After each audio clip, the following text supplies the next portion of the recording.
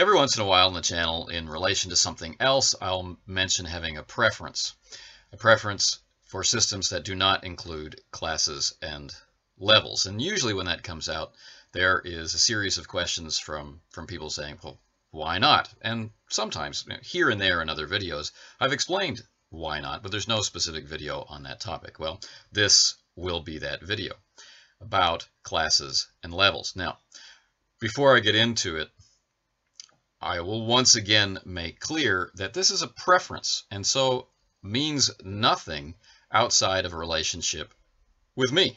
If you're going to be in a group that I'm in, it's advantageous for you to know that I will tend to be much less interested in a game that's built on using classes and levels. And that's about all that this is worth. This is not me telling you should stop playing games with classes and levels, or that games with classes and levels are somehow inferior to other games. It's not about that at all. Classes and levels have a purpose. Not having classes and levels has a purpose. I prefer one purpose over the other. You might be the opposite. You might not care at all, and both of those are fine. So, there is a specific tradition of games that include classes and levels as a progression mechanic. And quite honestly, and then there's everything else. There really aren't as many games out there that are built on classes and levels as you might think. There might be a lot of titles, but there aren't that many games. Classes and levels really are a design decision that we are moving away from. And maybe we'll come back to it again. But there are more games out there, more different games in different systems out there that are not using that concept than are. Again, this doesn't mean that one is superior to the other, but it does mean that you're more likely to encounter games without it than with it, unless you stick to the same tradition of gaming, like, for example, games that are somehow connected to the lineage of Dungeons and Dragons games. So, why? What does the mechanic actually do? Well, let's look at class. Class, when you strip away everything that class is, this is a way to very quickly get a character idea, be able to open the book and go through character generation. Again, ideally, that would be quick. This is a package of pre-prepared information. Generally speaking, you can't fiddle with it. You can't alter it or, in some way customize it unless there are, let's say, hard points within it where you can make some changes or make a selection. This talent or this skill or that skill or something along those lines. But really, all iterations of that class from player to player, table to table across the world will be built the same way. They'll have attributes, and those attributes might be favored in one way or the other, or might receive bonuses or be easier to develop, or there may be some kind of perk at this level or that level and whatnot. Your specific choices in those instances will be yours, but the pattern that you are following will be provided for you by the game. So as a beginner, this is a great way to get into it. If it's a pickup game, that's great. If it's a convention game, right. If character creation needs to be short and quickly communicate the genre, the setting, and whatnot, class is a great way to go. Right. Here, play this. Make some minor adjustments. Let's go. Put a name on it. Classes. And this ties in with levels. You are told by the game master at some point, you've reached level 2. Make these adjustments. Done. Right. Or you may choose from a list of new things at this level. Done. This speeds up progression, and that's nice, but its primary function is more for setting encounter difficulty. Right. So that the game master can control the lethality of the game, the challenge rating of the game. All right. So if that is interesting to you, if your game is really about what you can survive as a mechanical construct, then that's a really useful tool. So these tools, basically, when you strip everything else away, that's what they do. They make character generation easy. They allow it to be picked up by pretty much anybody right away. It translates well from table to table. The characters are easily transferable. And it communicates its setting in a digestible package. And then when you add levels on top of that, it's very easy, again, for transferring from table to table and setting encounters or buying prepackaged adventures. Will this be a good challenge for the characters that I have? That's it. And that's great. There's nothing wrong with it. It's a very effective way to do that. I, however, and you can tell in my voice, I don't particularly like it. Why not? Well, it's an abstraction of one particular part of the game that I particularly like, and that's the development of character. And I generally found over the years that I wasn't that satisfied by level progression or the restrictions of class. Usually, classes end up telling you what you can't do. You choose them for what you want to be able to do, but then you wind up being defined by what you can't do, more often than not. It's a particularly rigid form of niche protection. Right? You are the fighter. You are the user of magics. You are whatever else. Okay? And that's fine. And you can have a lot of fun doing that. And I did for years, years and years and years. I got tired of it. I wanted more flexibility. I wanted something that was more, organic, where character decisions or character experiences inform what they can do. Where they came from informs what they can do. And their ability to learn is not predicated to some abstraction on their sheet. It's predicated on what they've encountered and done in play. And what that means is you need to get rid of classes and you need to get rid of levels so that skills can rise and fall independently. And the character is known for what they have accomplished rather than their, chosen occupation or whatnot. So this is not a philosophical difference, but it's an experiential difference, and it has significant effects in play. One of them is labeling.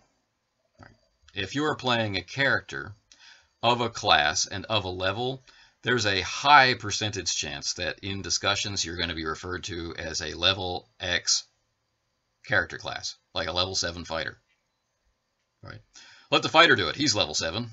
Things like that, instead of more natural conversation. And I'm interested in and sensitive to how conversation flows around the table. And I really don't want that many game terms in the conversation. Once the group is familiar with the game and each other, we drift away from game speak and into more natural language that the characters might be uttering. Right? So the fewer obstacles to that goal, the better, meaning stepping away from classes and levels. Now, obviously, if you're listening to what I'm saying, what you're hearing is a bias formed by a long period of experience with one type of class, a restricted or closed class system, specifically the one presented in the types of Dungeons & Dragons that I played. A couple of forms of basic and advanced Dungeons & Dragons. I didn't go into 2nd edition. I haven't touched any of the ones that follow. Your experience of those games may be different than mine, and your initial reaction to class and level therefore could be different from mine, and the evolution of your experience to class and level will be different from mine, which is good. This gives us different perspectives and ideas to exchange. But what I'm describing is where my opinion began on class and level. More so with level, because level informs how characters compare to each other. It becomes competitive. It's a reward mechanic, because as you go up in level, your character is, by definition, better than the threats and the creatures and the other characters that you are leaving behind. There are fewer characters of higher level. You are better than them, and you want to climb that ladder as like I said, a reward mechanic for play. Not all of us are that interested in getting that kind of mechanical reward. There's no attraction to playing a character to get to level 5, for example. But there's lots of motivation for some role players to explore the lost mine of whatever, or to defeat the horror on the hill, or free the slaves, what have you. They're more interested in behaving like that character would if they were real, than accomplishing a purely mechanical meta game consideration, advancing in level. So the carrot in the reward mechanic of levels doesn't apply to everybody. It's not that interesting. It's not that engaging, tracking experience points on your sheet. Now, when you get rid of levels, then when experience points are rewarded, then it becomes introspection, investment in the character. How will those experience points be used to advance the character? What did they experience? What are they worried about? What are they trying to defend against? What do they have time to do? What training do they have access for? Your connection to the world as a character through the vehicle of experience points that can be spent is increased. And if that is valuable to you rather than the advancement mechanic of a level, then that's what you're going to be drawn toward. And you might go back and forth at different times in your life. It doesn't have to be something that's set in stone. I will never, who cares? So my resistance to putting out a video like this is really tied to this. It's just an opinion. Make your own. Play games. Experience more games than what you're actually playing now. Gain some perspective, and then look back on the mechanics and wonder, maybe it's that thing that was the reason why I didn't like this game and did like that game. Maybe it wasn't entirely the people. Maybe it wasn't the game master. Maybe it wasn't that single player over there. Maybe it was actually just this small mechanic in the game that put me off. Who knows? Play new games. Play lots of games. So, class and level.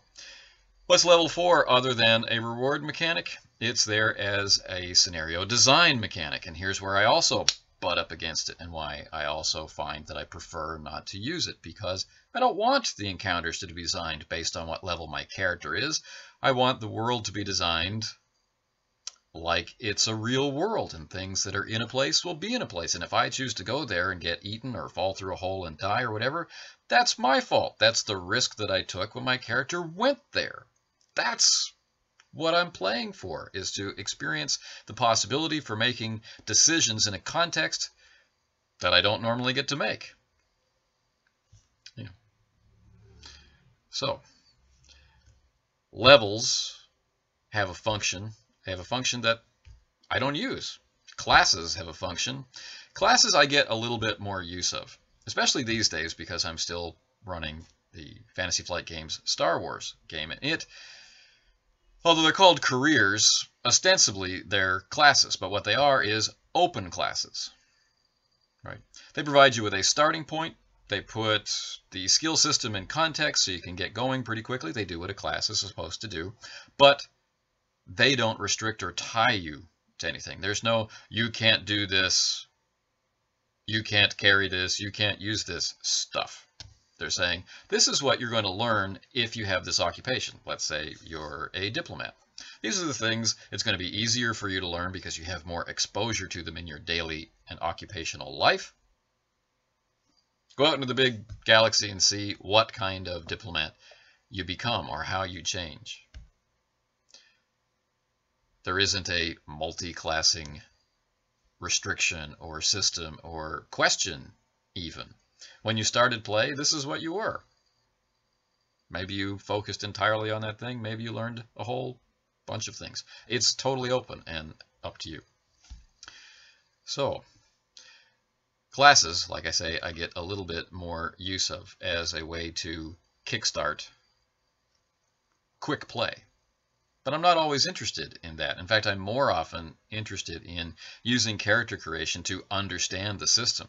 So something like Mithras, where I receive a certain number of skill points for my culture, and then a certain number of skill points for my social rank, or my cult memberships, or my organizational memberships, or my occupation and my trade. And as I get pieces of my character worked out step by step as I go through the character creation process, then I have many opportunities to conceive of the character. And as you can see, I keep coming back to the character. I'm not coming back to the game or the system or the reward. I keep coming back to character. For me, as a default, role-playing games are about adopting the role, not as wish fulfillment, like, oh, I wish I could be a magic user, but as a means to shift perspective, to make choices like the characters in books do, kind of related to the impetus behind creating role-playing games in the first place, right? We want to be able to put ourselves in the shoes to make those decisions. And while I believe that the hobby started out with people taking their own personalities and outlooks and experience into the game world, it wasn't long, I feel, before people were adopting characters and characteristics to be and to explore decision making from a different point of view, a different experience base, to put yourself in someone else's shoes. And that's interesting and useful if you'd like to be able to negotiate with people, if you'd like to be able to find common ground with your fellow human beings, if you want to not be a part of things like the ongoing cycle of hate.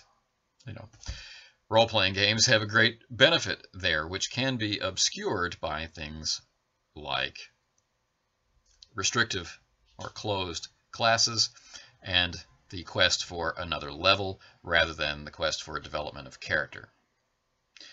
So, kind of a lengthy video on a simple topic, but because it's asked so much, I've made the video, and because this kind of video can be so easily misconstrued, I have put in as much as I can for guidance on how to take my words as I can.